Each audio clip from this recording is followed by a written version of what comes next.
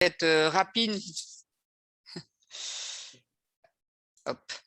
Bonjour à tous, je vais être juste faire un petit mot d'introduction par rapport à ce séminaire qui est donc organisé avec le soutien de l'ANCT, donc Licia Rezghi qui se présentera. Vous dire simplement que le SICOVAL, donc je suis directrice de projet de transformation numérique, avec un fort enjeu autour de l'inclusion numérique, permettre à tous d'accéder à cette société du numérique.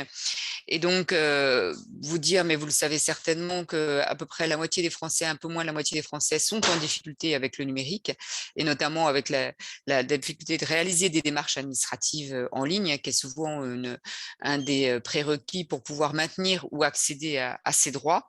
Et donc, d'après un certain nombre de statistiques, sur ces 40% de Français en difficulté avec les démarches administratives, il y en a 7% qui seront dans l'incapacité de réaliser par elles-mêmes ces démarches, donc qui peuvent potentiellement perdre leurs droits ou ne pas accéder à leurs droits pour des raisons d'âge, pour des raisons de langue, pour des raisons de handicap, pour plein de raisons qui font qu'elles ne seront pas en capacité de faire elles-mêmes leurs démarches administratives. Donc, on a mis en place un programme d'action au niveau du SICOVAL depuis maintenant 2 ans et demi, après avoir signé la charte territoire connecté pour un numérique inclusif avec le secrétaire d'État au numérique, premier interco à l'avoir fait en France. Et la manière dont on veut dérouler un peu notre stratégie qu'on a co-construit avec l'ensemble des acteurs, il y a 5 axes.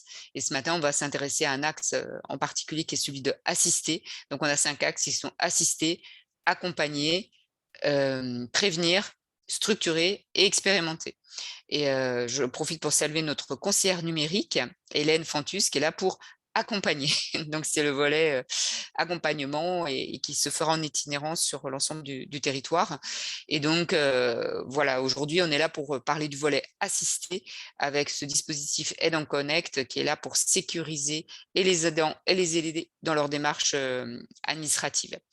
Voilà, juste un petit mot d'introduction et si besoin, bien sûr, on pourra éclairer sur d'autres aspects de cette démarche et inclusion. Et évidemment, Emmanuel Benassi, chef de projet et inclusion également, pourra tout à fait compléter les éléments. Voilà, je te remercie Marina. Du coup, j'imagine que je prends la suite. Bonjour à tous, Licia Rezghi. Donc, je suis chargée de déploiement du dispositif Aidant Connect à la NCT et je suis notamment la personne référente pour le déploiement du service en région Occitanie. Donc déjà, je tiens à remercier Marina et Anne-Claire pour l'organisation de ce temps d'échange. Ce que je vous propose, c'est peut-être remettre un peu le contexte du pourquoi Aidant Connect, même si Anne-Claire vient de donner des chiffres clés et la raison pour laquelle on a besoin de développer un outil qui va permettre d'accompagner les usagers en difficulté avec le numérique. De vous montrer concrètement en tant qu'aidant comment on utilise le service Aidant Connect. Et puis dédier un temps d'échange avec vous si vous avez des questions sur le dispositif. Alors, je vais déjà peut-être partager mon écran et je pourrais bien évidemment vous envoyer la présentation. Hein. Partager. Hop là. Donc, normalement, là, on devrait quand même bien voir mon écran.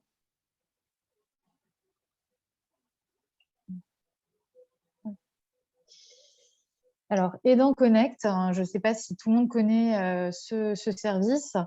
C'est un service public numérique qui permet à des aidants professionnels qui réalisent des démarches administratives de le faire de manière sécurisée.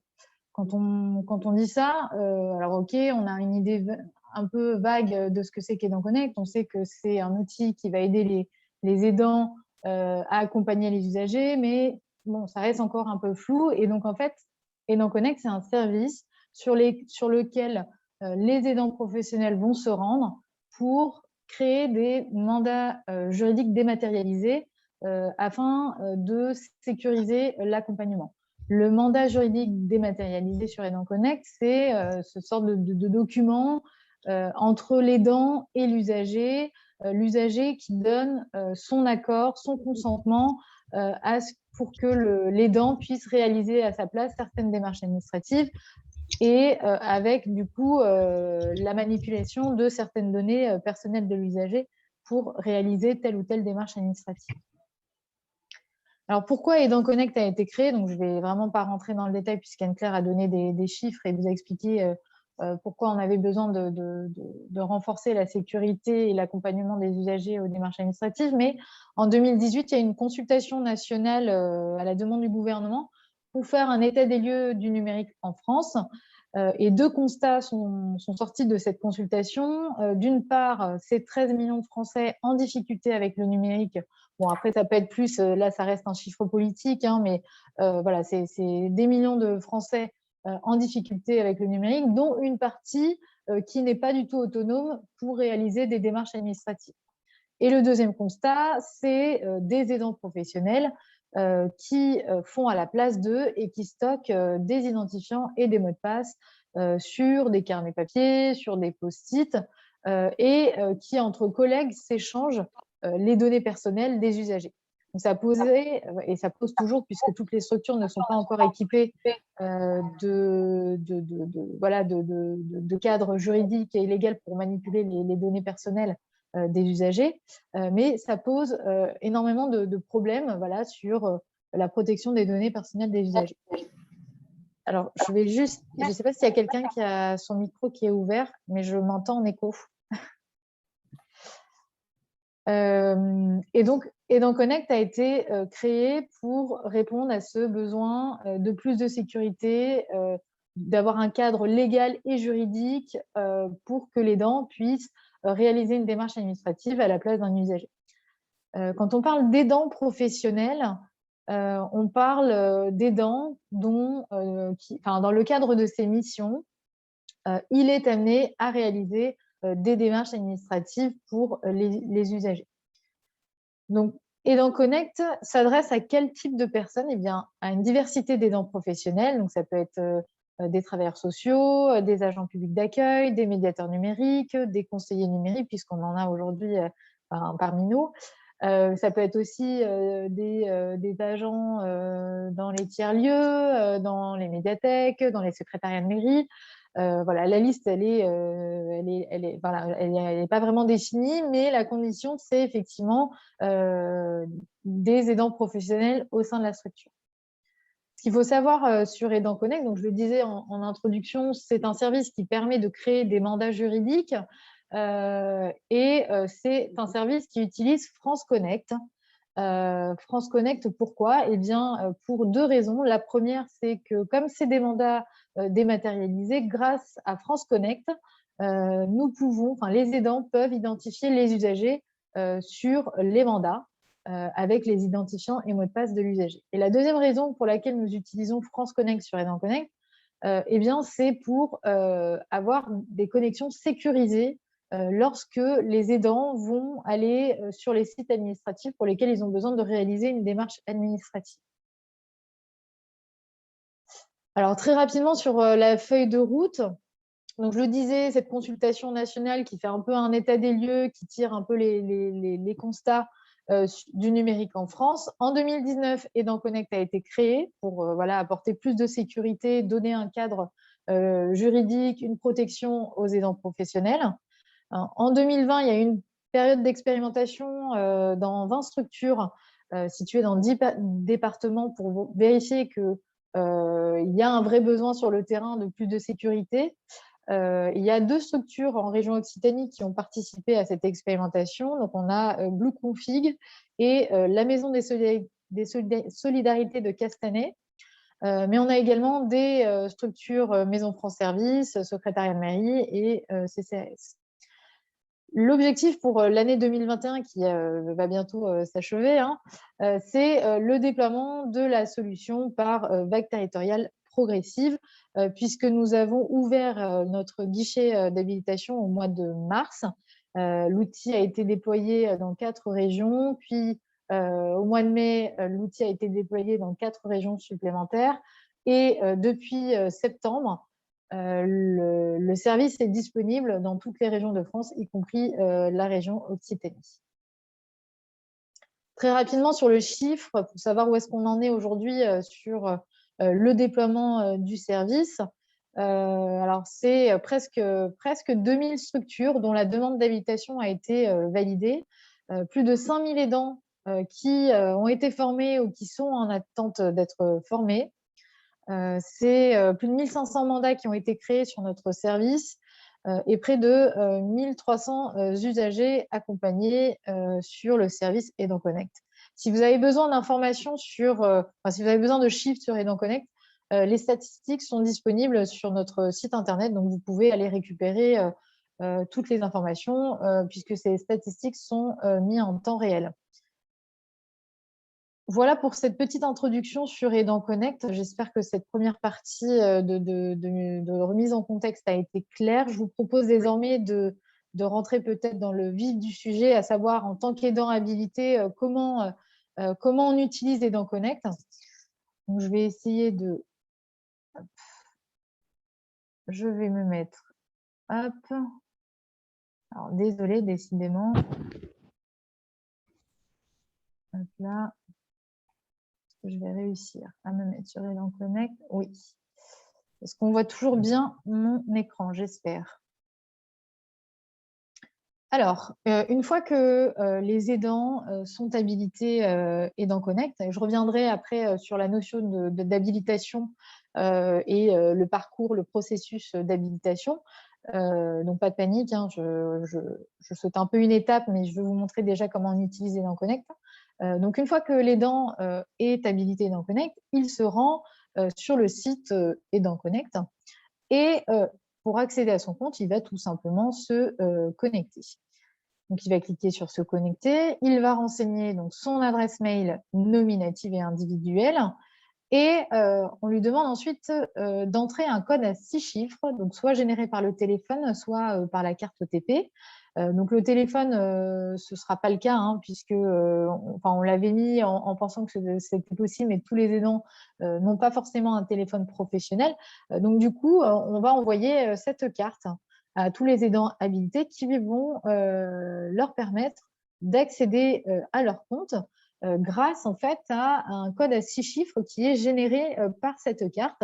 Donc ici, il y a un bouton presse qui indique qu'il faut appuyer. Et lorsque l'on appuie, nous avons ici un code à 6 chiffres qui apparaît et qui se régénère toutes les 60 secondes. Et donc, il va permettre aux aidants d'accéder à leur espace. Moi, je vais cliquer, je vais rentrer donc, le code qui s'affiche et je vais valider. Une fois que j'ai validé, on m'indique qu'un mail a été envoyé sur ma boîte mail. Donc, je vais me rendre sur ma boîte mail et on voit que j'ai reçu un lien de connexion qui est valable que 45 minutes et qui est à usage unique. Donc, je vais cliquer sur connexion et une fois que je clique sur connexion, j'arrive sur mon espace aidant. Donc là, vous l'avez vu, il y a 2 étapes à la connexion avant d'arriver sur l'espace aidant. La première, renseigner son adresse mail, le code de la carte, puis cliquer sur le lien envoyé sur la boîte mail. On appelle ça une connexion à double authentification qui permet de renforcer la sécurité du compte de l'aidant. C'est beaucoup plus sécurisé qu'un simple mot de passe ou d'avoir juste la carte. Donc, une fois qu'on est sur l'espace aidant, il y a plusieurs informations. Donc, la première, c'est les services principaux sur Aidant Connect et en dessous, des ressources pédagogiques, que ce soit des ressources sur l'accompagnement des usagers en difficulté avec les outils numériques, ou bien, les services, ou bien un guide de prise en main d'Aidant Connect sous format PDF.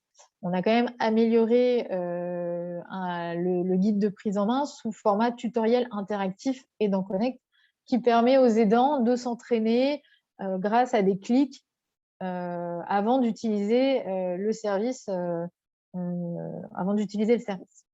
Donc là, vous voyez qu'il y a un bouton « J'ai besoin d'aide » au cas où l'aidant a des difficultés sur la plateforme. Ça lui permet de nous contacter assez rapidement pour l'accompagner dans l'utilisation du service. Il y a un onglet Mes mandats. Donc ici, c'est tous les mandats qui ont été créés au sein de la structure. Vous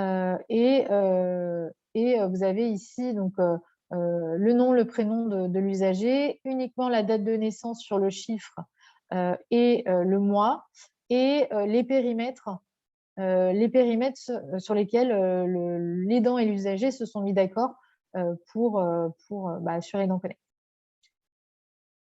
Vous avez également donc un onglet Mon espace responsable qui sera visible uniquement pour les responsables Aidant Connect. Les aidants n'auront pas accès à cet espace. Bon, voilà, c'est pas trop le sujet aujourd'hui, mais voilà, dans les grandes lignes, il y a des informations sur les mandats qui ont été créés au sein de la structure, le nombre d'usagers accompagnés, les mandats actifs dans la structure, les aidants actifs. Le responsable Aidant Connect a un rôle assez important dans le bon déroulement du dispositif au sein de la structure, puisque c'est lui qui va attribuer en fait les cartes Aidant Connect que j'ai pu vous montrer tout à l'heure. Il y a aussi la possibilité de rajouter ici, via le bouton Ajouter un aidant, des aidants dans l'habilitation si, par exemple, il recrute un conseiller numérique. Eh bien, il a la possibilité, en cliquant ici, on va le faire, il a la possibilité de renseigner, vous voyez, donc le prénom, le nom, l'adresse mail, la profession de l'aidant et de demander l'habilitation.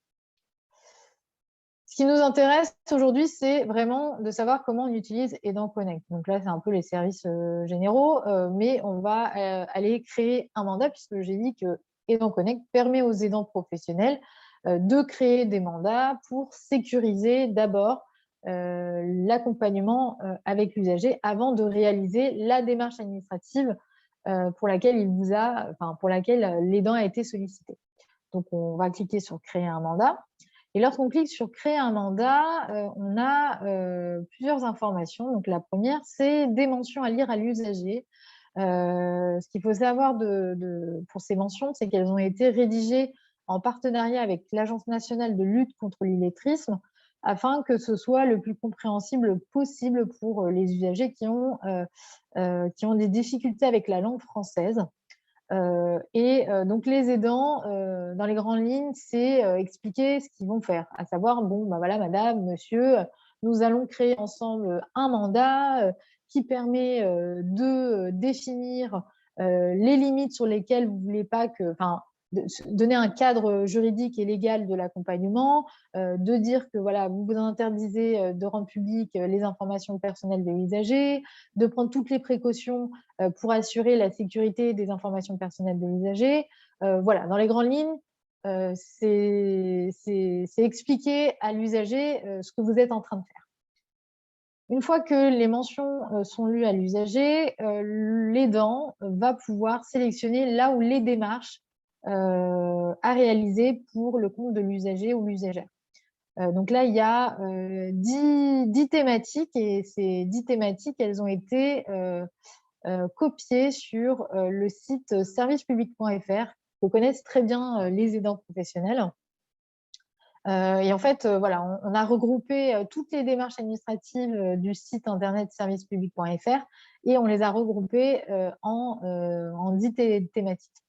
Donc, on va essayer de prendre un exemple concret pour que ça puisse être un peu plus clair pour vous.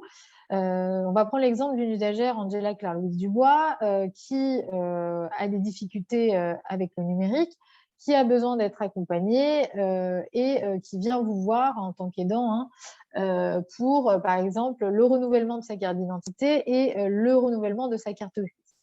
Pour un travailleur social, ça va être, par exemple,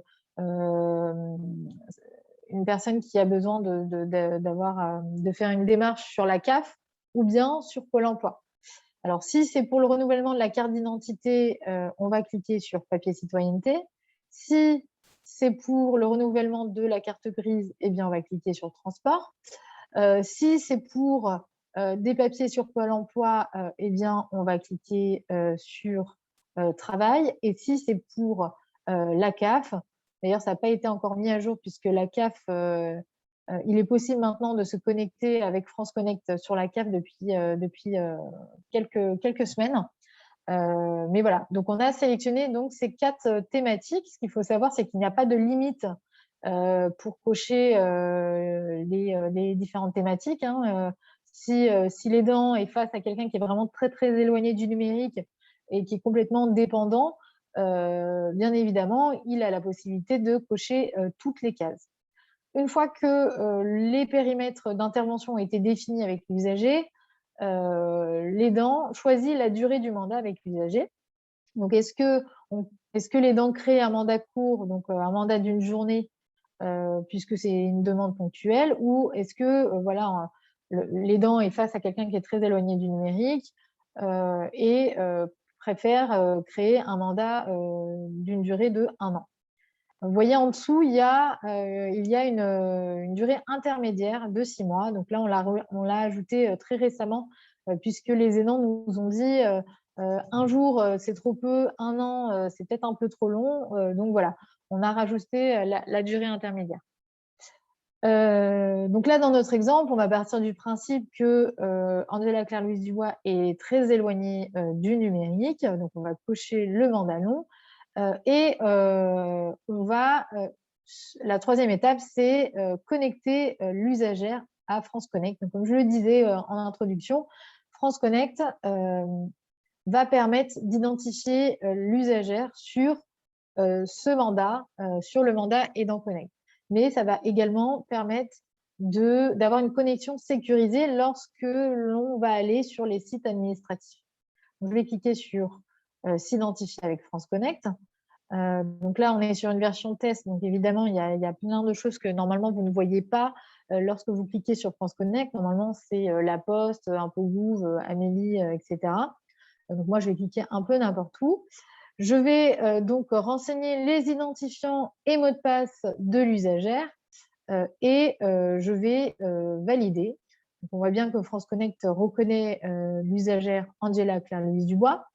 Donc, je vais valider pour continuer sur Aidant Connect. Et avant que le mandat soit validé, donc là, vous voyez bien que c'est au nom de l'usagère qui autorise la structure à réaliser à sa place les démarches administratives, donc papier, citoyenneté, social, santé, travail et transport pour une durée de 1 an. Donc, les mandats sont créés toujours au nom de la structure pour que lorsqu'un aidant part en congé ou voilà, est en arrêt maladie, etc., son collègue peut tout à fait récupérer le mandat qui a été créé avec l'usagère. Pour France Connect, vous avez vu juste avant, j'ai rentré les identifiants et mots de passe de l'usagère. C'est la seule fois que l'on va utiliser les identifiants de l'usagère. Ce qui veut dire que la prochaine fois, quand elle va venir pour voilà, faire des démarches administratives sur les périmètres là, qui ont été créés, eh bien, elle n'a pas besoin de revenir avec ses identifiants et mots de passe. Donc, je le disais, donc, il y a 2 validations. La première, c'est celle de l'usager. Donc, vous confirmez, l'aidant confirme qu'il a bien communiqué à l'usagère toutes les informations qui concernent l'objet de l'intervention. De lui rappeler que le mandat, il est révocable à tout moment par les 2 parties et que l'usager a des droits d'accès, de rectification et de suppression sur ses données personnelles. La dernière étape, c'est d'utiliser une seconde fois sa carte Aidant Connect pour rentrer un code à 6 chiffres et valider le mandat. Donc moi, je vais donc recliquer sur la carte et je vais donc rentrer le mot de passe qui s'affiche et je vais valider le mandat. Donc vous l'avez vu, la carte Aidant Connect sert on l'utilise à 2 reprises. La première, lorsque l'on se connecte à son espace aidant et lorsque l'on va valider le mandat avec l'usagère. Donc là, vous voyez, j'ai cliqué sur le mandat pour que vous voyez à quoi ça ressemble. On a voulu que ça tienne sur une page pour pas que ce soit un mandat avec plusieurs feuilles. Mais voilà, en gros, on a donc le mandant, l'usagère, qui autorise donc la structure sur les périmètres pour une durée de 1 an. Ce qu'il y a également sur ce mandat, c'est des mentions qui autorisent l'aidant à faire tout ce qui est possible dans l'accompagnement pour réaliser, in fine, la démarche administrative. Alors ici, il y a un QR code. Alors attention, ce n'est pas un QR code à scanner. On a des aidants qui ont tenté de télécharger des applications QR code. Le QR code, c'est juste pour vérifier l'authenticité du mandat. Donc, il s'est créé automatiquement, mais ça ne sert pas du tout à être… Enfin, voilà, il n'y a pas de vocation à être scanné. Ce que l'on recommande pour les aidants, c'est donc d'imprimer ce mandat en 2 exemplaires et de le faire signer par l'usager afin qu'il puisse repartir avec une copie de ce qui a été réalisé aujourd'hui. Et donc, comme je le disais, vous avez la possibilité, en tout cas les aidants, pardon, ont la possibilité de retrouver donc les mandats dans les mandats créés. Et l'avantage des mandats ici, c'est qu'on a la possibilité de renouveler le mandat lorsque celui-ci arrive à échéance. Donc ça, c'est vrai que c'est un vrai plus pour les aidants. Pareil, ils nous ont indiqué que c'était un petit peu fastidieux de devoir recréer des mandats avec les usagers qui ont l'habitude de se rendre dans des structures. Eh bien, nous avons intégré une nouvelle fonctionnalité qui leur permet de renouveler le mandat sans forcément repasser par toutes les étapes que l'on vient de voir ensemble. Voilà pour Aidant Connect, mais ce n'est pas terminé, puisque l'aidant a sécurisé son accompagnement avec l'usagère, mais maintenant, il doit réaliser la démarche administrative définie dans le mandat. Donc, malheureusement, je vais devoir reprendre mes slides, puisque comme c'est une usagère fictive, je n'ai pas la possibilité de me rendre sur le site internet, par exemple, de la NTS ou de Pôle emploi ou de la CAF avec des identifiants d'une personne réelle. Donc, je vais reprendre mes slides pour que vous puissiez voir comment ça marche. Donc, je le disais, on a créé un mandat donc, sur les périmètres social, papier citoyenneté, transport et travail. Donc là, par exemple, sur le renouvellement de la carte grise, eh bien, il faut se rendre sur le site de la NTS. Donc, l'aidant se rend sur le site de la NTS, clique sur se connecter ou mon compte. Soit on a la possibilité de se connecter avec les identifiants NTS, soit avec les identifiants France Connect. L'aidant va cliquer donc sur France Connect. Et en bas de France Connect, donc là, vous voyez, c'est les fournisseurs d'identité France Connect. En bas, il y a une mention. Vous êtes un aidant professionnel. Donc, l'aidant va cliquer sur vous êtes un aidant professionnel. L'aidant est redirigé sur son compte Aidant Connect avec la liste des usagers avec qui il y a un mandat en cours. Donc là, c'est notre usagère Angela Claire-Louis Dubois. Donc, l'aidant va cliquer sur Angela Dubois. Ensuite, l'aidant va sélectionner la thématique, enfin, la démarche administrative qu'il va réaliser pour l'usagère. Donc là, on est sur le site de la NTS, donc on va cliquer sur la thématique transport. L'aidant est redirigé sur le site de la NTS au nom de l'usagère. Ici, vous voyez en haut à gauche Angela Claire-Louise Dubois. Et donc, l'aidant peut désormais réaliser la démarche administrative à la place de l'usagère, au nom de l'usagère.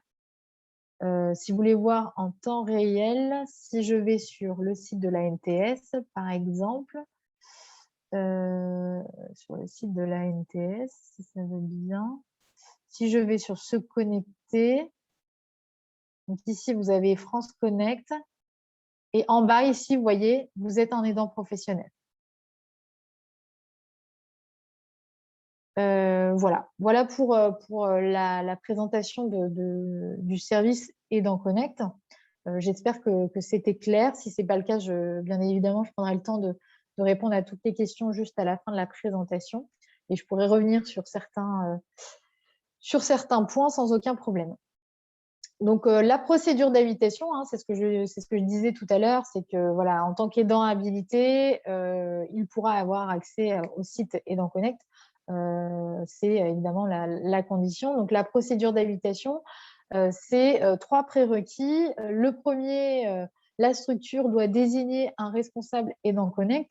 Le responsable Aidant Connect, c'est la personne qui est responsable de la mise en place et du suivi du dispositif dans la structure. Donc, ce n'est pas forcément une personne qui est très haut placée dans la structure, hein. Généralement, on préconise quand même que ce soit quelqu'un qui soit proche des équipes, puisqu'il y a quand même ce suivi à assurer et aussi parce que le responsable, il a un espace administrateur dans lequel, ce que j'ai pu vous présenter, il va pouvoir lier les cartes au compte des aidants. Il va pouvoir aussi ajouter des aidants dans l'habilitation et il y aura bien évidemment d'autres fonctionnalités qui vont être intégrées à cet espace administrateur, notamment la possibilité d'indiquer lorsqu'un aidant a quitté la structure. Donc, il y a quand même un suivi à assurer de la part du responsable. Ça peut être aussi un aidant, si par exemple, dans une structure, dans un secrétariat de mairie, il n'y a qu'une secrétaire de mairie, eh bien la secrétaire de mairie peut tout à fait endosser le rôle du responsable Aidant Connect et endosser le rôle de l'aidant. Le deuxième prérequis, c'est donc des aidants professionnels salariés de la structure. Malheureusement, les aidants bénévoles en service civique, apprentis, en stage et les aidants familiaux sont pour l'instant exclus du dispositif. Le troisième prérequis, c'est que chaque aidant, mais également le responsable Aidant Connect, il faut que tout le monde ait une adresse mail nominative et individuelle.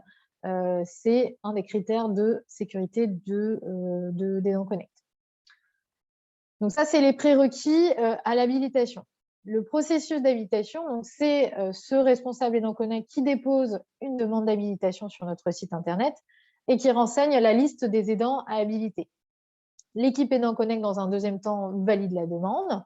Dans un troisième temps, donc là, effectivement, la slide n'a pas été mise à jour et je m'en excuse. Initialement, la formation, c'était une journée et demie, donc une demi-journée à distance, une journée en présentiel. Mais grâce au retour d'expérience des aidants, désormais, la formation durera qu'une journée en présentiel avec un test PIX de fin de formation qui valide l'habilitation des aidants. La dernière étape, c'est un kit de bienvenue qui est envoyé au responsable Aidant Connect avec bien évidemment les cartes des aidants de la structure. Je ne l'ai peut-être pas précisé, mais donc c'est un kit envoyé par structure, mais c'est bien une carte par aidant. Celle-ci, elle est strictement personnelle. Donc, les aidants ne peuvent pas se la prêter puisque les cartes sont rattachées au compte de chaque aidant habilité dans la structure. Donc, voilà le rôle du responsable Aidant Connect. Donc, j'en parlais un petit peu, mais c'est voilà, veiller au bon embarquement des aidants sur l'outil. Donc, c'est la personne qui va réceptionner le colis avec le kit de bienvenue et les cartes Aidant Connect. C'est celui qui va attribuer et activer les accès Aidant Connect. C'est la personne qui va veiller à la sécurité de l'outil au quotidien, à savoir gérer les flux dans sa structure, donc les entrées et les sorties, mais c'est aussi la personne qui va sensibiliser les aidants aux bonnes pratiques de sécurité, notamment en ce qui concerne cette carte, puisque il est recommandé, très fortement recommandé, de ne pas la laisser sans surveillance sur son bureau. Voilà, on recommande aux aidants de la ranger dans son casier, fermé à clé lorsque, par exemple, ils quittent le bureau ou alors lorsqu'ils vont aller se chercher un café, par exemple. Voilà. Autre précision aussi, on a eu des aidants qui ont gratté la carte ici au niveau de là où est censé apparaître les 6 chiffres. Donc voilà, il ne faut pas gratter la carte, évidemment, hein. Il y a un bouton presse qui est là pour ça et qui permet d'avoir très facilement le code à 6 chiffres. Donc, il n'y a pas besoin de gratter la carte. Et il ne faut surtout pas la percer, même si ça part d'une bonne intention, pour la porter autour du cou, par exemple. Eh bien, si les aidants percent la carte, elle ne fonctionne plus.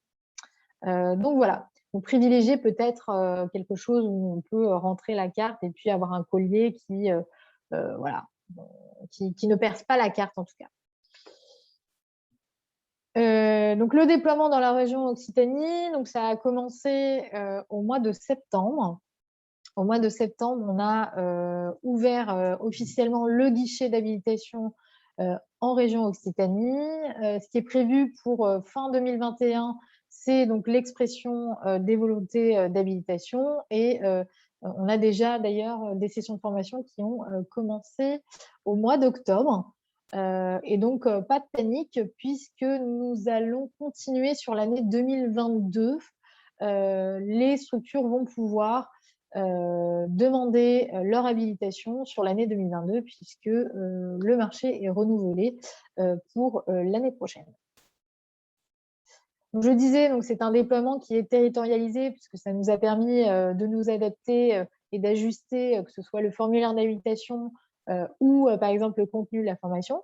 Ça nous a aussi permis de rajouter des nouvelles fonctionnalités sur le service. Aujourd'hui, nous avons 26 structures dans la Haute-Garonne dont la demande d'habilitation a été validée et une structure au Sicoval, une structure dont la demande d'habilitation a été validée. Donc, nous avons encore une marge de progrès qui est intéressante ici pour le Sicoval. Sur les structures formatrices, donc je disais, donc il y a ce processus d'habilitation qui est que le responsable qui remplit un petit formulaire d'habilitation que je vous montrerai juste après, c'est assez simple à remplir. L'équipe Aidant Connect qui étudie la demande. Une fois que la demande elle est validée, on envoie les coordonnées des aidants aux organismes de formation dans chaque région. Dans chaque région, il y a un organisme de formation différent. Et c'est ces organismes de formation qui vont former les aidants à l'utilisation d'Aidant Connect. Et pour la région Occitanie, on a 2 organismes de formation qui sont en charge de s'occuper des aidants, La Mêlée et Colline, donc qui voilà, vraiment ont des formateurs et qui vont former Aidant Connect. Fréquence École et Futurs Composés, ce sont les organismes qui ont créé le contenu pédagogique de la formation Aidant Connect. Je ne sais pas si Anne-Claire veut apporter des précisions sur les structures formatrices. Voilà, je pense que, enfin, vous connaissez bien La Mêlée et Colline puisque c'est ceux qui coportent le hub Rhinoc. Ouais. Et donc, en effet, La Mêlée a été lauréate du 2e appel à projet de l'État, donc va poursuivre ses travaux sur la région Occitanie, dans le cadre du Rhinoc 2, on va dire, déploiement sur l'ensemble de la région. Et Colline, Hélène, notre conseillère numérique, est issue de Colline. Donc, je ne sais pas si tu veux en parler un petit peu, Hélène, par rapport à ce que faisait ou ce que fait Colline sur le sujet d'Aidant Connect, peut-être. Tu es la mieux placée. Oui, merci Anne-Claire. Du coup, donc Colline, effectivement, s'est occupée de répertorier plusieurs formateurs et formatrices, puisque du coup, il y a quand même énormément de personnes qui vont être habilitées dans Connect. Donc, il fallait quand même un bon terreau de formateurs et de formatrices. Et donc, ils ont co-construit avec Fréquence École et Futurs Composés les contenus de la formation qui se déroule du coup maintenant en une journée. Voilà, donc ce sont des formateurs issus de Colline, d'associations qui ont l'habitude de travailler sur les questions d'inclusion numérique, voilà, de formateurs indépendants, donc un panel assez varié de formateurs et de formatrices. Merci beaucoup pour les précisions. Effectivement, ce que j'ai oublié de dire, c'est que on a eu une vraie dynamique en fait dans les demandes d'habilitation en région Occitanie. Ça a démarré très très rapidement au mois de septembre. On a déjà plus de 400 aidants qui ont été formés ou qui vont être formés. Donc c'est vrai que La Mêlée et Colline ont en attente beaucoup d'aidants à former d'ici la fin de l'année. Donc voilà, la formation Aidant Connect, c'est donc une journée en présentiel sur les thématiques protection des données personnelles. Il est abordé, qu'est-ce qui est abordé d'autre? La France Connect aussi, puisque c'est un service qui est utilisé sur le service Aidant Connect. Bien évidemment, la prise en main du service Aidant Connect. et d'autres sujets d'accompagnement des usagers dans les structures. Une fois que cette journée en présentiel est effectuée par les aidants, il y a un test de fin de formation qui vient valider l'habilitation. C'est un test de 30 minutes qui permet simplement de voir si les aidants ont bien eu toutes les informations lors de la journée en présentiel pour utiliser le service Aidant Connect. Ce n'est pas du tout un test éliminatoire, hein. Voilà, c'est juste pour voir si effectivement la journée de formation a été utile. Et puis, voilà, on propose aux aidants de clôturer cette habilitation avec un webinaire de fin de formation qui est organisé normalement un mois après la formation en présentiel, afin de laisser le temps aux aidants d'utiliser le service. Et lors de ce webinaire, voilà, c'est plus un retour d'expérience, partage sur l'utilisation du service, est-ce qu'il y a des choses à améliorer, voilà. Et nous, ça nous permet déjà d'une part d'avoir un peu un retour un peu informel des aidants, et puis ça nous permet aussi d'avoir des idées sur les nouvelles fonctionnalités qu'on pourrait développer pour les aidants. Voilà pour les lieux de sessions de formation. Normalement, il y en a dans chaque département région Occitanie. Donc voilà, on a La Mêlée et Colline, et en fonction des départements, ce n'est pas le même organisme de formation qui s'occupe des aidants. Voilà, écoutez, il ne me reste plus qu'à vous remercier pour votre attention. Et puis, je vais peut-être commencer à répondre à certaines questions s'il y en a. Alors, je t'ai mis dans le chat, Licia, les 3 questions que j'ai identifiées. Donc, toi, tu as 1, 2, 3. Déjà, pour pouvoir répondre peut-être aux premières questions qui sont apparues dans le chat. Et puis, bien sûr, après, c'est très ouvert. Chacun peut poser toutes les questions. Je vois qu'il y a beaucoup de collègues du SICOVAL, donc je pense que ça posera fortement la question de comment notre collectivité peut éventuellement faciliter l'accès à nos démarches via Aidant Connect. Ça sera sans doute une des questions qui va être relevée. Je te laisse répondre peut-être aux questions. Je te remercie. Alors, je vois qu'il y a déjà une question de Johan. Sur les téléphones pro, il y a une appli pour remplacer la carte. Oui, il y a tout à fait une application qui s'appelle OTP, je ne sais plus exactement, mais il y a une ou deux applications, Free OTP. C'est l'une des applications que nous, on utilise sur nos téléphones, qui ressemble à ça d'ailleurs, et qui, lorsqu'on clique dessus, hop, il y a le code à 6 chiffres qui apparaît et qui permet effectivement d'accéder à son espace. Après, c'est l'option qui n'a pas été retenue puisque tous les aidants n'ont pas de téléphone professionnel, et bien évidemment, on ne va pas leur demander d'utiliser leur téléphone personnel pour télécharger cette application. Donc oui, il y a la possibilité d'utiliser son téléphone professionnel, après avoir si effectivement dans la structure, tous les aidants ont un téléphone professionnel et tous les aidants souhaitent télécharger l'application. C'est quelque chose qui peut être fait, effectivement. C'est pas la première chose qu'on leur recommande, mais voilà, si c'est une volonté de la structure, évidemment, on peut leur donner accès à leur espace via l'application. Alors, nous avons une question d'Hélène. Est-ce que vous avez estimé le temps moyen pour mettre en place le mandat connexion, explication à l'usager, validation? Alors, on va être très pragmatique hein, sur la réponse que je vais apporter.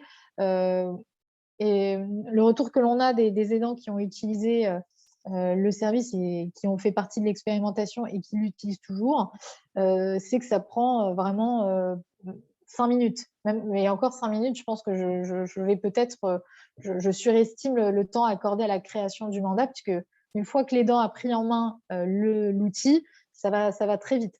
Évidemment, quand on est face à un nouvel outil qu'on n'a jamais utilisé, sur lequel on ne s'est jamais entraîné, ça prend un petit peu de temps les premières fois. C'est normal. Mais normalement, ça va très vite. Après, quand je parle de l'explication à l'usager, vous n'êtes pas, enfin, l'aidant n'est pas obligé de passer 20 minutes à expliquer ce qu'il est en train de faire. On peut expliquer des choses avec des phrases courtes, simples, pour dire que voilà, on est en train de créer un mandat. Même pour l'usager, je pense qu'un mandat, c'est déjà trop compliqué on emploie déjà un langage qui est très compliqué, mais juste de dire, voilà, on est en train d'écrire un document qui me permet, moi, en tant qu'aidant, de faire à votre place. Tout ça, voilà, l'aidant peut simplement dire ça et ça explique très simplement ce qu'il est en train de faire. Donc, normalement, une fois que l'aidant a bien pris en main l'outil, ça peut aller très vite sur la création du mandat. Alors, nous avons une question également d'une personne de Lozerville. Où obtient-on les identifiants et mots de passe de l'usager? A-t-on la possibilité de modifier les autorisations en cours de mandat?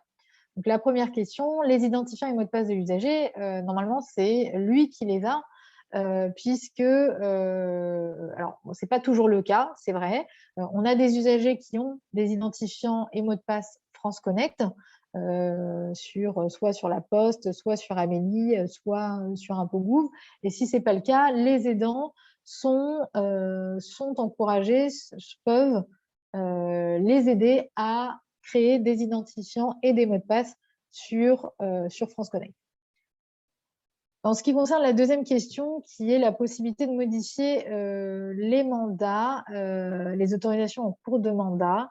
Alors, je ne comprends pas très bien la question, mais en tout cas, ce qu'il faut savoir, c'est que lorsqu'un mandat est créé, il n'est plus modifiable. Une fois qu'il est validé, pardon, il n'est plus du tout modifiable. Vous ne pouvez plus rajouter des périmètres. Vous ne pouvez plus changer la durée du mandat. Voilà.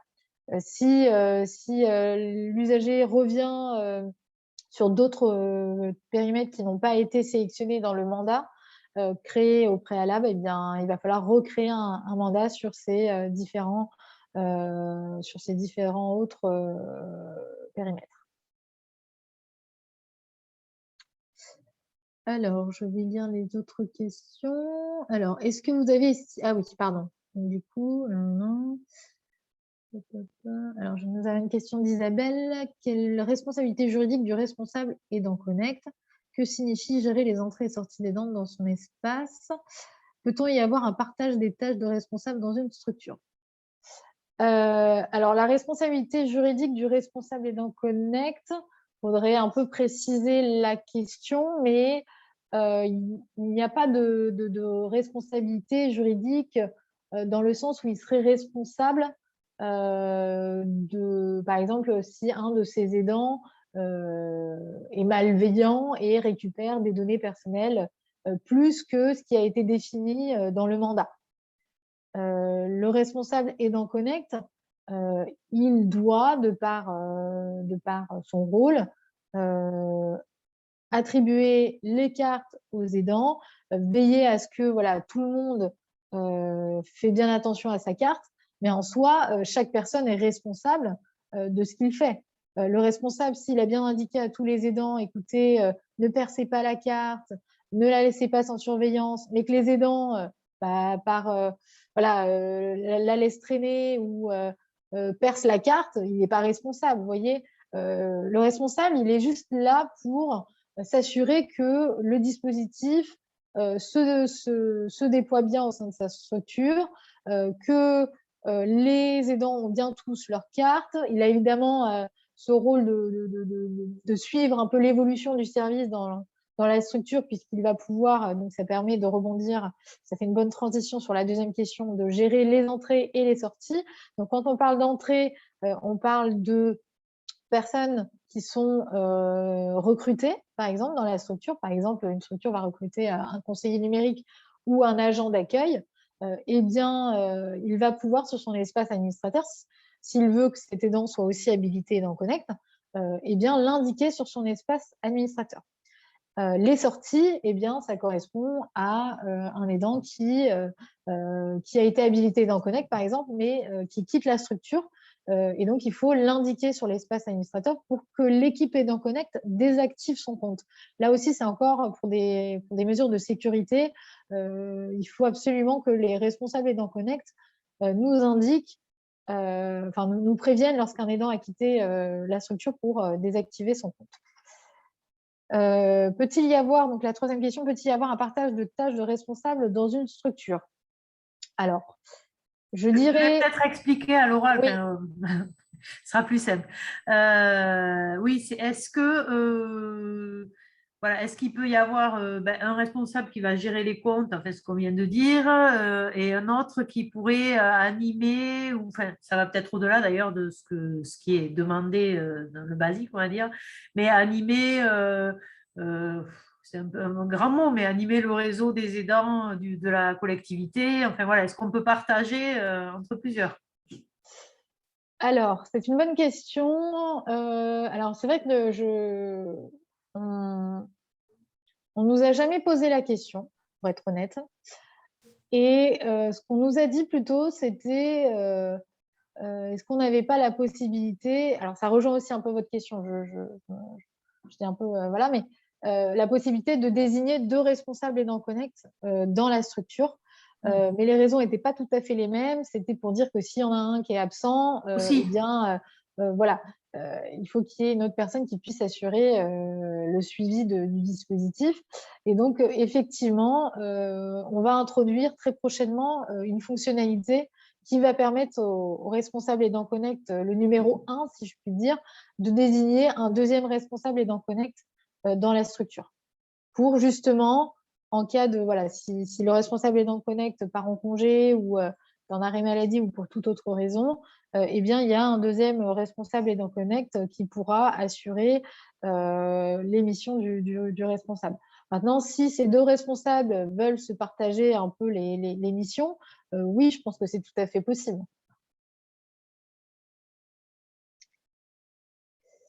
Alors, nous avons une nouvelle question. Dès lors que les démarches du SICOVAL sont sur démarche simplifiée, peut-on les aidants connectés facilement? Alors, c'est une bonne question, mais ce n'est pas tout à fait la même chose sur démarche simplifiée. C'est vrai que… Non, mais c'est parce qu'il y a un bouton France Connect, Licia. Oui, oui, oui, oui, mais du coup, sur démarche simplifiée,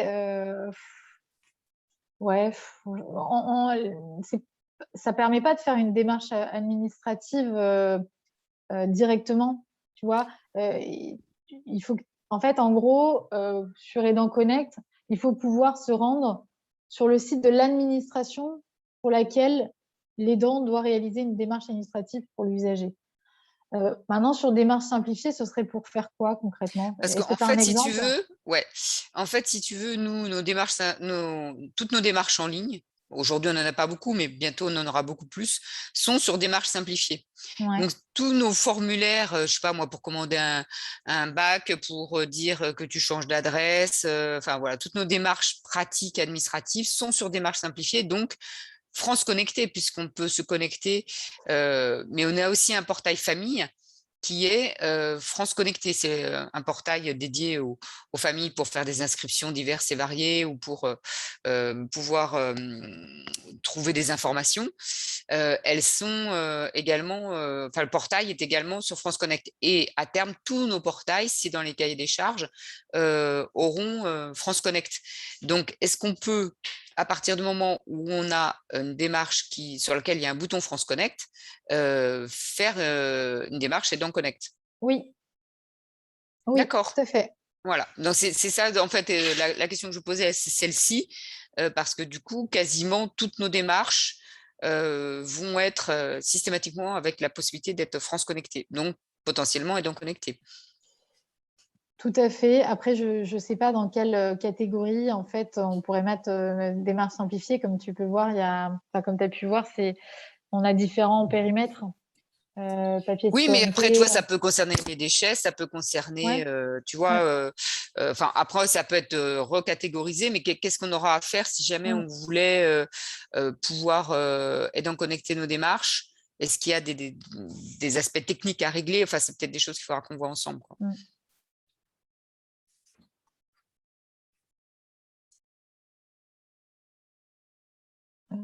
J'avais une petite question aussi. J'ai vu sur le formulaire pour le mandat une petite case à cocher si le mandat était fait à distance. Oui, pardon. Parce que J'ai c'était peut-être. d'un Oui, partenaire en fait. Oui, alors en fait, c'est par exemple si un aidant un aidant accompagne un usager à distance, il y a la possibilité de cocher cette case, sauf que il faudra que l'aidant puisse recueillir le consentement de l'usager par écrit, que ce soit par SMS, par courriel ou par courrier. Nous, ce qu'on dit quand même, c'est quand même pas l'idéal pour des personnes qui sont très éloignées du numérique, parce que le SMS, le courriel, bon voilà, et le courrier, ça prend quand même énormément de temps, le temps d'attendre le courrier, de le faire signer, qu'il repart dans l'autre sens, et qu'ensuite l'aidant réalise la démarche administrative. Donc c'est vrai que ça a été mis en place lors du cette fonctionnalité, elle a été intégrée au service lors du premier confinement, parce qu'il n'était pas possible de réaliser des démarches administratives. Mais voilà, pour des personnes qui sont quand même très éloignées du numérique, il vaut quand même mieux qu'elles se déplacent au sein des structures. Là encore, voilà, l'outil, il est perfectible, hein, on en a bien conscience. Il ne peut pas répondre à toutes les problématiques, que ce soit à toutes les problématiques de l'exclusion numérique ou à toutes les problématiques liées aux usagers, hein. On n'a pas la prétention on n'a pas la prétention d'y répondre, mais nous, ce que l'on dit, c'est que voilà, on répond à un besoin précis qui est celui d'avoir plus de sécurité dans l'accompagnement des usagers via Aidant Connect. Est-ce que quelqu'un a une autre question? N'hésitez pas à ouvrir vos micros, comme le précise Anne-Claire. Ouais. Moi, j'ai une autre question, c'est que j'ai compris donc on pourrait habiliter de nouvelles personnes, de nouveaux agents en 2022. Et qu'est-ce qui se passe après? C'est-à-dire que c'est mouvant. Enfin, pour nous, on se lance. Enfin, si on se lance là-dedans, c'est pour que ça dure. Donc, est-ce que voilà, comment ça va se passer? Est-ce qu'ils pourront être formés ou pas? C'est vrai que c'est une précision que j'ai oubliée et je vais peut-être me faire taper sur les doigts. C'est que le service Aidant Connect est financé par le plan France Relance à hauteur de 10 millions d'euros. Donc c'est pour ça que moi je disais que les formations arrivaient jusqu'à 2021. On a eu l'information qu'on va pouvoir continuer sur 2022, mais comme donc on bénéficie du plan France Relance, moi j'ai pas de visibilité sur ce qui va se passer sur 2022. En revanche, ça ne veut pas dire que les aidants ne vont pas pouvoir utiliser l'outil au-delà. C'est juste au niveau des formations, puisque les formations, c'est pris en charge par l'Agence nationale de la cohésion des territoires, donc l'ANCT, et donc via le plan de France Relance. Après 2022, moi, je ne peux pas me prononcer pour les formations, mais ça laisse quand même déjà une année supplémentaire pour habiliter les structures. Ni les formations, ni les habilitations. Parce qu'il peut très bien y avoir, on a des agents qu'on recrute en 2023, voilà, qui pourraient être des aidants, et donc on ne pourra pas forcément les habiliter. Ou d'autres qui vont partir. C'est pas ça, mais c'est juste que moi, comme je n'ai pas les informations, je ne peux pas vous dire en 2023, on va Oui, continuer. je comprends. Mais voilà, après, si vous avez des agents sur 2022, peut-être commencer par ceux-là. Oui, et puis, fin d'année 2022, on se revoit. Et puis, voilà, je pourrais vous donner les informations sur l'année 2023. OK. Je ne sais pas comment il va être financé après le projet. Oui, je comprends bien. Mais je me dis, c'est dommage si ça s'arrête, parce que ça veut dire que on sait, les gens bougent, donc au bout d'un moment, on n'aura plus d'aidants, éventuellement. Oui, après, moi, j'ai bon espoir que ça continue, hein. Il y a quand même une tendance, je pense, hein, je ne sais pas, hein, là, c'est vraiment mon avis personnel, qu'il y aura une sorte d'harmonisation autour du dispositif dans toutes les structures, hein. C'est quelque chose qui va être un peu la norme sur Aidant Connect. Maintenant, évidemment, je n'ai pas la visibilité sur le budget, donc je ne peux pas. Moi, j'aimerais bien que ça continue, hein, mais voilà. Je ne pense pas que ça va s'arrêter, puisque voilà, on a quand même un objectif de former 20 000 aidants, d'accompagner quand même beaucoup d'usagers. Je doute très fortement, voilà, c'est quand même un dispositif qui est assez politique, donc je pense que ça va quand même perdurer dans le temps. J'ai une question, excusez-moi. Donc, Karine Poulot de la mairie de Ramonville. Je voudrais savoir si on aura accès aux slides et de la présentation après, parce qu'en fait, moi, je dois faire un rapport après à mes collègues qui sont intéressés et notamment aussi à la direction générale. Donc, toutes les diapos que vous avez présentées, est-ce qu'on peut y avoir accès après? Oui, bien sûr. Je l'enverrai à soit Anne-Claire, soit Marina. Marina, parce que c'est Marina qui a fait Oui. les invitations, puis c'est elle qui est référente sur le sujet, bien sûr. D'accord, ok, d'accord. Merci beaucoup. Et je vais compléter, on enregistre aussi, donc il y aura un replay possible pour ceux qui veulent le revoir ou le voir. Et j'avais une dernière question, mais qui n'est pas directement sur Aidant Connect, mais peut-être vous avez la réponse. Pour que des sites, et je pense notamment au site de demande de logement social en ligne qui est sur la Haute-Garonne, enfin, on a un site spécifique qui n'est pas France Connecté, est-ce que ça a un coût pour l'organisme qui porte ce site de faire en sorte qu'il soit France Connecté?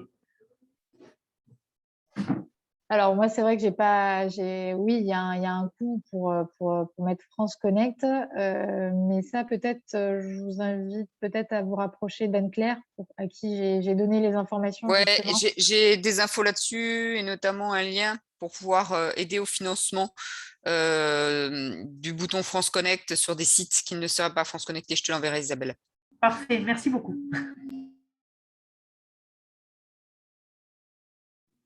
Emmanuel, tu Oui, voulais... je voulais poser une question à Alicia. Alors, on parle de l'après, mais on n'y est pas encore aujourd'hui. Hein, donc, on entame à peine donc, ce webinaire et puis la formation Aidant Connect pour les formations qui ont déjà eu lieu. Donc, j'ai entendu, tu disais, un retour au bout d'un mois des aidants dans l'utilisation de l'outil, etc. Aujourd'hui, qu'est-ce que tu peux nous en dire, en fait? Quel retour tu as pu capitaliser par rapport à l'utilisation de l'outil, etc. C'est une bonne question. Alors, nous, idéalement, c'est vrai qu'on avait dit un mois, mais on se rend compte que peut-être un mois, c'est pas suffisant pour avoir un retour d'expérience sur l'utilisation de l'outil. Le retour qu'on a pu avoir, c'est que la formation, et donc c'est pour ça que désormais la formation va être modifiée à partir du mois de novembre, plus de pratique dans l'utilisation d'outils, ce qui n'était pas forcément le cas lors de la formation précédente, où c'était peut-être un petit peu trop théorique pour les aidants avant de pouvoir utiliser l'outil. Donc, c'est vrai que plus de pratique dans l'utilisation de l'outil. On va prochainement créer, par exemple, un site bac à sable qui va permettre aux aidants de s'entraîner non-stop dessus avant d'utiliser grandeur nature le site Aidant Connect. Voilà ce qui a pu être dit. Sur l'utilisation même de l'outil, on le voit dans la création aussi des mandats, donc ça démarre bien. Et c'est aussi ce qu'on n'a pas pu, je ne l'ai pas détaillé sur la slide que je vous ai montré sur les statistiques, mais on voit que plus il y a de structures, plus on a ouvert l'habilitation, on a déployé l'outil dans les différentes régions, plus on a de structures qui utilisent l'outil. On nous dit que vraiment, c'est très utile.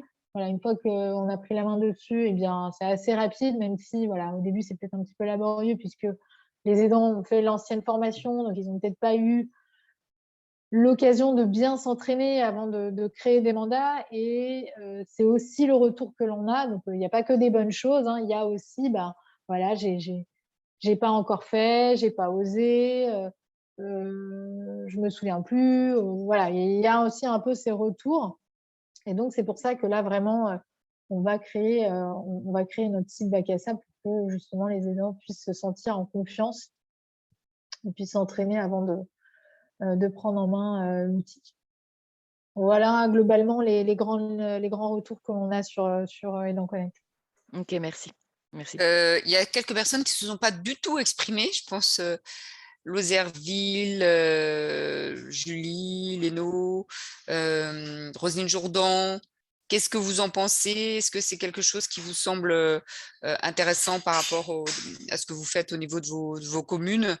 Est-ce que vous souhaiteriez être formé? Voilà, si vous pouvez vous exprimer. Alors, sur le SAD, moi, donc c'est vrai que ça m'intéresse par rapport aux bénéficiaires qu'on peut accompagner pour voilà, les déclarations d'impôts, des choses comme ça. Mais c'est vrai que on a énormément de bénéficiaires qui sont suivis par les CCAS, par d'autres professionnels. Et du coup, je me demande un peu en complémentarité comment ça va s'organiser. C'est un peu ça plus qui me perturbe, moi. Mais après, pour le reste, je trouve ça super intéressant et ça nous protège, nous, en tant que professionnels du social, pour intervenir. Mais c'est plus après avec le bénéficiaire au centre et les différents intervenants qui peuvent graviter autour de lui. C'est plus ça qui me pose question. Je ne me vois pas encore dans l'organisation concrète. Merci Julie. Oui, donc c'est une collègue qui travaille sur l'aide à domicile. J'ai mis soin à domicile, mais c'est aide à domicile Oui, c'est ça. du Sicoval. Oui, Roselyne? Oui, bonjour. Écoutez, moi, c'était vraiment la participation pour info générale sur ce Vous pouvez sujet. dire qui vous êtes, Roselyne, du coup? Oui, pardon, je suis adjointe au maire à Fourquevaux. Merci. Et donc, c'est vrai que pendant la campagne municipale, on avait eu bien sûr, beaucoup de questions, beaucoup de questions sur l'accompagnement numérique. Donc, en fait, moi, nous, on est toute petite commune. Ce serait plutôt voir comment on pourrait s'arranger avec les communes voisines pour essayer de mutualiser un peu. Si on savait qu'un aidant était disponible, existait, je sais pas, comment c'est les personnes qui choisissent les aidants. J'ai pas tout suivi sur le début de la présentation.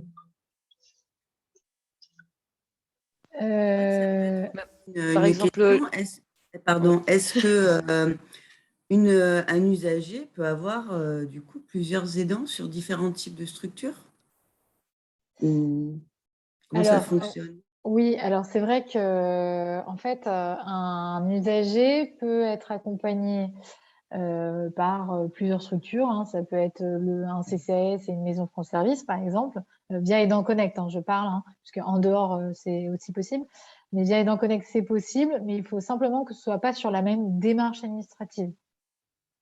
Ça peut être sur les mêmes périmètres, mais pas sur la même démarche administrative. Ce que j'évoquais aussi tout à l'heure, c'est que lorsqu'un aidant va créer un mandat sur une thématique, par exemple sur la thématique travail pour Pôle emploi, par exemple, et que cet aidant, je ne sais pas, la semaine d'après est en congé et que l'usager revient, eh bien, son collègue peut récupérer le mandat et réaliser à la place de l'usager, la démarche administrative. C'est pour ça que ce que je disais, c'est que le mandat, il est au nom de la structure et pas au nom de l'aidant, ce qui permet une certaine flexibilité dans l'accompagnement. Oui, Francine? Comment identifier justement ce service auprès du public qui pourrait... Francine, on vous entend très très mal. Est-ce que vous pouvez poser votre question dans le chat? Oui, très très mal. Il y a beaucoup de parasites.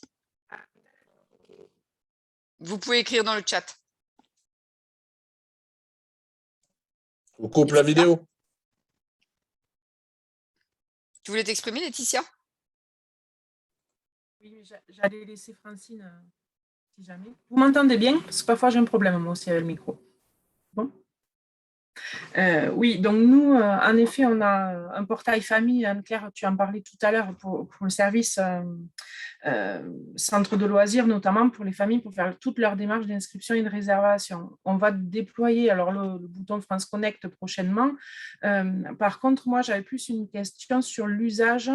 Est-ce qu'une famille, on parlait au moment où elle donne le mandat, en fait, il faut privilégier qu'elle vienne sur site le faire. Par contre, après, pour la démarche en elle-même, du genre, j'arrive pas à inscrire, j'arrive pas à faire ma démarche parce que, voilà, pour toutes les raisons qu'on a évoquées, je passe un coup de fil et mon aidant connect juste par un appel finalement, fait ma démarche à moi, ou est-ce que ça doit être sécurisé aussi, c'est-à-dire que la famille doit quand même être là, l'usager doit quand même être là physiquement avec l'aidant connect pendant qu'il fait la démarche lui-même pour la vérifier. Enfin, pour la vérifier, pour être aussi un peu garant de ce qui se passe, quoi. L'idéal, évidemment, c'est que l'usager soit présent, parce que voilà, l'aidant et l'usager ont créé le mandat ensemble. Maintenant, s'ils ont déjà créé un mandat et que la personne, je ne sais pas, elle a eu un accident, elle ne peut pas se déplacer et du coup, elle peut passer effectivement un coup de fil. Enfin, voilà, s'il y a des raisons qui font que l'usager ne peut vraiment pas se déplacer, on a bien conscience. Moi, ce n'est pas quelque chose que je recommande, hein, mais voilà, ça arrive. Donc, je ne vais pas vous dire, non. Ça doit rester exceptionnel, quoi. Oui, voilà, c'est des choses qui restent exceptionnelles, mais c'est des choses qui arrivent, qui se produisent et on le sait, les aidants le font quand même. Donc, ouais. Alors, une deuxième question par rapport à ce que vous disiez, le mandat, donc, il est fait finalement entre l'usager et la structure, et pas, l'autorisation est donnée à la structure et pas à une personne individuelle. Est-ce que vous avez des types de retours pour des structures qui sont plutôt de taille comme la nôtre, Sicoval, où on peut avoir vraiment plusieurs démarches concernés, et est-ce qu'il n'y a pas un frein de certains usagers qui diraient je veux bien vous donner mandat, mais à vous sur votre service pour les centres de loisirs par exemple, mais je ne veux pas donner l'autorisation à tout le Sicoval de pouvoir, parce qu'une espèce de crainte, même si on peut les rassurer, mais de crainte de se dire mais tout le Sicoval va pouvoir accéder à mes informations, parce que finalement j'autorise le Sicoval, la structure Sicoval, et pas juste le service accompagnement de l'usager au niveau du centre de loisirs, par exemple. Est-ce qu'il y a des craintes de ce type, des retours un peu là-dessus? J'ai un peu peur de ça, moi, parce que le Sicoval, nos usagers, ils ont l'habitude, ils reçoivent pas mal de choses. Enfin, ils ont pas mal de démarches à faire pour le Sicoval aussi, dans plusieurs services différents. Mais le fait de faire un mandat, alors soit de devoir faire plusieurs mandats pour chacun des périmètres par rapport à ce que vous disiez tout à l'heure, pour limiter aussi le risque. Mais voilà, j'ai peur que ça puisse mettre du flou pour les usagers. je comprends la question. Après, ce qu'il faut savoir, c'est que les personnes qui ont accès au mandat, ce sont uniquement les personnes qui sont habilitées. Typiquement, si il n'y a que 3 personnes au Sicoval qui sont habilitées, hein, je dis n'importe quoi, hein, il n'y a que ces 3 personnes-là qui auront accès au mandat. Il n'y a personne d'autre qui aura accès au mandat. C'est aussi de la responsabilité de l'aidant de ne pas aller fouiller dans les informations personnelles de la personne. Mais ça, c'était déjà le cas avant Aidant Connect, hein. Donc là, pour le coup, voilà. Sauf qu'avec Aidant Connect, voilà, s'il y a des choses bizarres qui se passent, vu que les connexions sont tracées, nous, on va pouvoir remonter assez rapidement sur quel est l'aidant qui a, par exemple, je ne sais pas, fait n'importe quoi sur le compte d'un usager. Donc ça, oui, s'il y a un usager qui, par exemple, porte plainte, on a une procédure, on va pouvoir remonter très facilement vers la personne responsable, voilà, la personne responsable. Après, ce qu'il faut dire, c'est que pour rassurer les aidants, c'est qu'il faut être vraiment malveillant, hein, pour être poursuivi, entre guillemets, hein, parce que voilà, s'il y a une erreur, évidemment, il y a le droit à l'erreur. Aidant Connect n'est pas là pour sanctionner les aidants. Au contraire, l'outil, il est là pour les protéger. Si l'usager donne des informations erronées, l'usager est responsable de ces informations erronées. Et si, par exemple, ou si l'aidant est malveillant, eh bien, il sera tenu responsable, évidemment, de ses actions. Mais en ce qui concerne l'accès aux données de la personne, voilà, il faut quand même être, faut se rassurer, c'est pas tout le Sicoval qui aura accès à ces données personnelles. Il y a la personne de Lozerville, alors je ne sais pas si c'est une élue ou une technicienne, qui a mis quelque chose autour du fait que la commune avait un réel besoin. Vous pouvez préciser?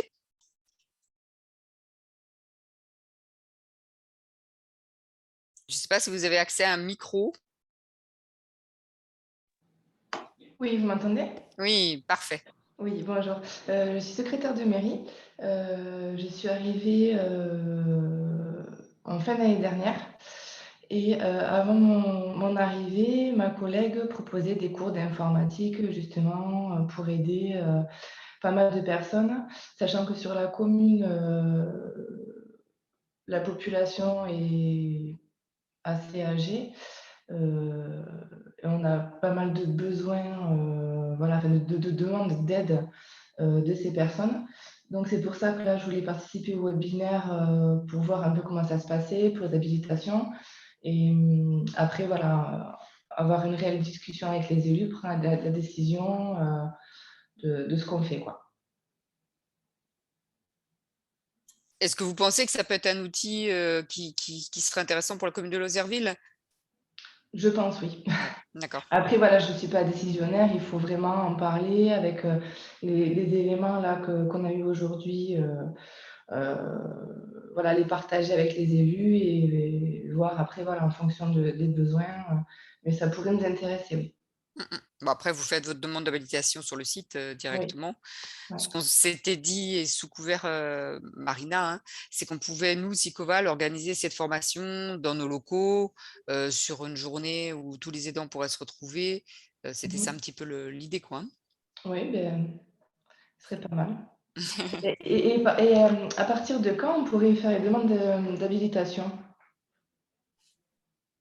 Quand Là. vous, là, Ok. quand vous voulez, vous avez toute l'année aussi, enfin fin 2021, 2022, pour faire une demande d'habilitation. D'accord, parfait. Merci beaucoup. Il y a Francine qui a posé des questions dans le chat, Licia. Alors, comment est identifié le service Aidant Connect par ceux qui veulent en faire la démarche? Alors ça, effectivement, c'est une grande question. Alors la difficulté, effectivement, d'Aidant Connect, c'est que comme il s'adresse aux aidants professionnels, il n'est pas forcément bien identifié auprès des usagers. C'est une question qu'on s'est posée. Pour être aussi transparente, on n'a pas encore vraiment mis au point une stratégie pour communiquer auprès des usagers sur le service. Mais on y pense, parce qu'effectivement, voilà, ce serait bien que le dispositif soit connu des usagers pour se dire que, bon, voilà, dans cette structure, si je me rends là, bah, je sais que j'ai un accompagnement sécurisé via cet outil. Mais j'ai quand même le sentiment que ça reste quand même quelque chose d'assez compliqué à comprendre par les usagers. Et donc, il faudrait qu'on puisse trouver les bons messages, la bonne explication pour les usagers. Mais voilà, nous, c'est vrai que notre cible, ça reste quand même les aidants professionnels. Ce sont nos utilisateurs premiers du dispositif. Les usagers sont... voilà, c'est pas nos cibles, puisqu'on a des cibles aussi en termes d'accompagnement via Aidant Connect. Mais c'est vrai que pour l'instant, on s'est quand même focalisé sur les aidants. Ça ne veut pas dire qu'on ne va pas travailler sur nos messages pour les usagers, mais du coup, c'est en cours. C'est ce que je peux vous répondre. Et donc, il y a une autre question. Donc, par ailleurs, souvent, ce sont les personnes âgées qui ne peuvent pas se déplacer. Que fait-on? Des fois, ils sont éloignés des SMS, ne comprennent pas forcément les courriers et ne disposent pas de mail. Alors oui, c'est ce que je disais tout à l'heure. On sait bien qu'on va avoir beaucoup de mal à accompagner tous les usagers via Aidant Connect, puisqu'il a été construit d'une certaine manière avec certaines fonctionnalités basées sur les 20 structures qui ont fait l'expérimentation. Malheureusement, ces 20 structures n'ont pas permis d'intégrer ne permettent pas de répondre à toutes les problématiques, d'une part liées à l'exclusion numérique et d'autre part liées aux usagers, donc du fait que ce soit des personnes âgées ou des personnes en situation de handicap. Typiquement, je disais que le mandat, il était rédigé en français facile, puisqu'il a été rédigé en partenariat avec l'Agence nationale de lutte contre l'illettrisme. Mais il y a plein de gens qui ne parlent pas du tout français. Donc concrètement, le mandat, une fois qu'ils l'ont dans les mains, les usagers, ces usagers-là, ils ne comprennent pas ce que c'est. Donc nous, on va travailler sur la possibilité d'intégrer des traductions sur le mandat en plusieurs langues pour répondre à ce problème-là. Voilà, petit à petit, on essaie d'intégrer des nouvelles fonctionnalités pour répondre à certains problèmes qui n'ont pas été identifiés lors de la période d'expérimentation, mais qui sont identifiés lors du déploiement du service Donc, c'est vrai que là, pour l'instant, pour les personnes âgées qui ne peuvent pas se déplacer, la difficulté que l'on rencontre, c'est que on ne peut pas imprimer le mandat avant de se rendre au domicile des personnes, puisqu'il y a des périmètres à sélectionner et la durée du mandat et les identifiants à France Connect. Donc ça voudrait dire qu'il faudrait que l'aidant se déplace 2 fois au domicile de la personne, ce qui n'est évidemment pas envisageable dans certains cas. Hein. Les aidants sont très sollicités et ont des rendez-vous tout le temps. Donc, c'est vrai que de se déplacer 2 fois à un domicile pour une démarche administrative, c'est très compliqué. Donc, c'est vrai qu'on n'a pas réponse à tout. Mais voilà, ce que je veux que vous gardiez en tête, c'est que l'outil n'est pas figé et qu'il s'améliore tous les jours en fonction des retours qu'on peut avoir et des aidants, mais aussi des usagers. On a voulu pouvoir imprimer le mandat et on a rencontré d'autres difficultés. Donc voilà, ce qu'il faut dire, c'est que on prend en compte toutes ces difficultés, on les garde et puis on essaie de réfléchir tous ensemble pour voir comment on peut rendre l'outil accessible à toutes ces personnes qui malheureusement ne sont pas intégrées aujourd'hui dans le dispositif. Alors, il y avait Roselyne qui levait la main et Laetitia qui posait une question. Oui, la question de l'information des usagers vient d'être abordée. Parce qu'en fait, c'est ça aussi qui nous turlupine, c'est que, par exemple, sur notre territoire, le Sicoval, on a l'inauguration de la maison France Service de Baziège qui vient d'avoir lieu. Nous, on a fait passer un petit article dans le bulletin municipal concernant cette structure.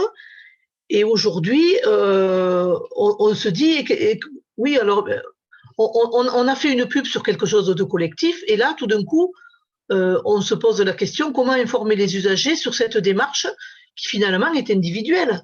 Parce que donc on a dit, il y a eu une habilitation validée dans le Sicoval, mais l'aidant qui a été habilité, c'est un usager qui l'a contacté, comment il connaissait le service. Enfin, entre la démarche individuelle et la démarche collective, nous, en tant qu'élus, comment on va se positionner?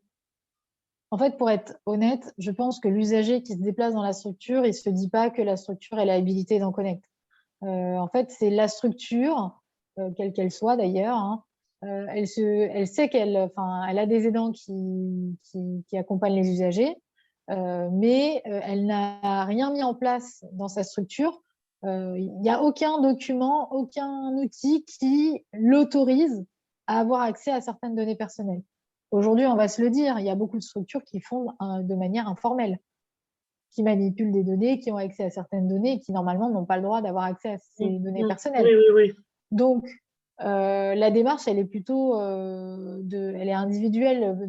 C'est les structures qui veulent légaliser un petit peu l'aspect accompagnement des démarches administratives. Donc, la structure, parce que si un jour l'usager se retourne contre la structure et dit ah non, mais je ne vous ai pas donné, je vous ai pas autorisé à toucher ça ou à déclarer telle chose, la structure, si effectivement elle n'a rien mis en place, elle n'a aucun document qui justifie que l'usager a bien donné consentement à la structure pour réaliser telle et telle démarche administrative, elle va se retrouver embêtée. Donc, la structure, généralement, les structures, elles se disent, alors nous, on manipule énormément de données personnelles, on les écrit sur des bouts de papier, etc. Il faut absolument qu'on sécurise notre accompagnement.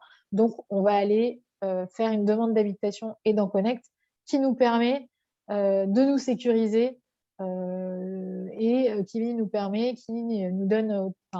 donne la possibilité de manipuler certaines données personnelles des usagers pour réaliser des démarches administratives.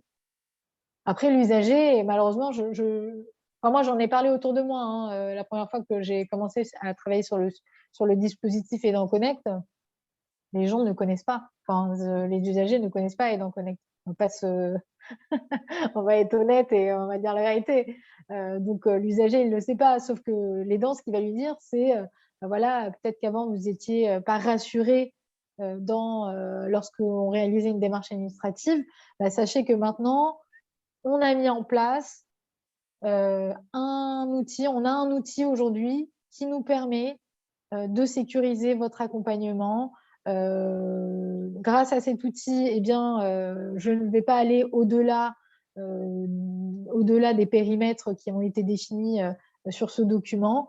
Voilà, c'est une garantie. Et puis, en plus de ça, vous repartez avec une copie de ce document. Donc, voilà, tout ça, c'est fait pour rassurer l'usager. Le fait de comprendre qu'il y a un cadre juridique, légal autour de l'accompagnement, ça le rassure. Et le fait d'avoir un papier aussi à la fin de l'accompagnement qui montre bien ce qui a été fait avec l'usager, bah, ça le rassure aussi. Mais voilà, à la base, les usagers ne connaissent pas Aidant Connect. Ça, c'est un fait. Est-ce que vous m'entendez mieux là? Vous m'entendez mieux ou pas? Oui, parce que je rejoins Madame Jourdan, parce que je trouve qu'il est dommage, il y a des usagers qui n'osent pas se rendre dans des structures parce qu'ils savent qu'ils savent pas faire, ils n'ont pas forcément la démarche en tête qu'on pourrait les aider autrement et ils ont peur justement de ces données qui peuvent être diffusées.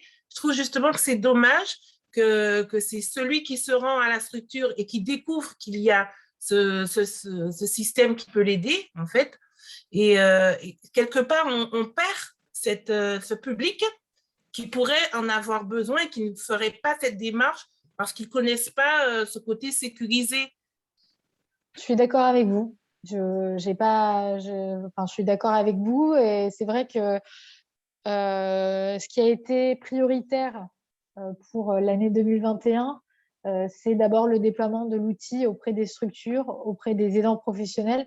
Mais c'est ce que je disais, c'est on a une deuxième étape qui est de faire connaître le dispositif aux usagers pour leur dire que voilà, vous avez peur qu'on manipule vos données, vous avez quand même besoin d'être accompagné dans les démarches administratives. Et bien, sachez qu'il y a Aidant Connect dans certaines structures qui vous permet voilà, il y a une sécurité dans l'accompagnement. Mais il est vrai que c'est pas quelque chose sur lequel on a travaillé pour cette première année de déploiement qui nous a demandé énormément de boulot parce que comme on a déployé le service par vague progressive, on a dû énormément, ça nous a demandé beaucoup de temps d'accompagner les régions, d'ajuster le contenu pédagogique, les formations, le formulaire d'habilitation, les habilitations. Mais évidemment, voilà, c'est quelque chose qui est dans les tuyaux de renforcer la communication auprès des usagers. Alors maintenant, qu'est-ce qu'on va mettre en place pour renforcer la communication auprès des usagers? Je ne sais pas. Est-ce qu'on va diffuser des spots publicitaires comme les France Service? Je ne sais pas. Pourquoi pas? Mais voilà, il faudra qu'on trouve le bon langage auprès des usagers pour que ce soit très simple à comprendre. Mais voilà, je comprends et vous avez totalement raison de pointer cette inquiétude. Mais voilà, c'est quelque chose qu'on garde en tête. Juste peut-être on aura un rôle à jouer, nous, Sicoval, via peut-être Hélène, via le dispositif et inclusion, Manuel éventuellement, je te laisse compléter, mais on aura un rôle à jouer dans la communication auprès de nos habitants, auprès des structures, c'est l'intérêt d'être à une échelle suffisamment facile à appréhender, humaine, pour pouvoir communiquer au moins à l'échelle de notre territoire, quoi. Donc, moins ambitieux que l'échelle nationale. Non, mais c'est sûr, je comprends la préoccupation et les questions de Francine et de Madame Jourdan, mais c'est vrai qu'aujourd'hui, sur le Sicoval, il y a eu tout un travail aussi d'études, de diagnostic, et nous, on peut porter justement cette information, cette communication, déjà via les structures qui étaient autour de ce Zoom aujourd'hui. C'est la raison pour laquelle on était tous ensemble pour justement relier et travailler autour de ce dispositif-là, mais pas que, parce que donc effectivement, il y a pas mal de dispositifs itinérants aussi sur le territoire qui va aller à la rencontre des habitants, et donc ça, c'est aussi une manière de sensibiliser, d'informer en fait directement les usagers à ce dispositif-là. Voilà, ce que je peux dire sur le maillage du territoire en fait en termes de réseau, et du coup en termes, c'est un bon levier pour informer et communiquer autour de ce dispositif. Marina, je te laisse peut-être une dernière question là d'Hélène et puis après on clôt parce qu'on a déjà débordé de 10 minutes et on perd tout le monde. Oui, ben, je pense qu'on va clôturer effectivement. Peut-être Madame Rezguel pourra donner un contact aussi pour poser peut-être d'autres questions au-delà de ce webinaire. Alors, quelle était la question d'Hélène? Hélène, je te laisse poser la question. Et après, on va terminer là. Oui, ma question, c'était si on ne réalise pas de mandat durant une certaine période, est-ce que du coup, il y a une désactivation du compte? Parce que moi, par exemple, je vais en théorie pas être amenée trop à accompagner sur les démarches administratives dans le cadre de mes missions, mais on souhaitait quand même que je fasse l'habilitation. Ne serait-ce que parce que je suis conseillère numérique sur le territoire du Sicoval, donc ça pouvait être intéressant de toute manière d'avoir la possibilité de réaliser des mandats, de voir comment se passe la démarche pour pouvoir aussi mieux en informer les gens qui vont devoir l'utiliser. Et éventuellement, ponctuellement, si je suis amenée à devoir accompagner sur des démarches administratives en ligne, pouvoir le faire. Oui, c'est une bonne question. Et effectivement, ce qui a été défini au sein de l'équipe Aidant Connect, c'est si un aidant n'utilise pas du tout son compte au bout de 6 mois, pour des raisons de sécurité, on va désactiver temporairement le compte. C'est pas définitif, hein, il suffira que l'aidant revienne vers nous pour nous dire bon bah voilà, j'ai besoin de mon compte, je dois accompagner des usagers. On pourra réactiver le compte. Mais bon, déjà 6 mois, c'est quand même c'est déjà une bonne période. Ça vous laisse quand même le temps de voir. Mais voilà, on sera obligé de désactiver le compte au bout de 6 mois. Ok, merci. Mais en effet, 6 mois, ça laisse le temps quand même de voir. Merci. Bon, ben, merci beaucoup à tout le monde. Je vais arrêter l'enregistrement.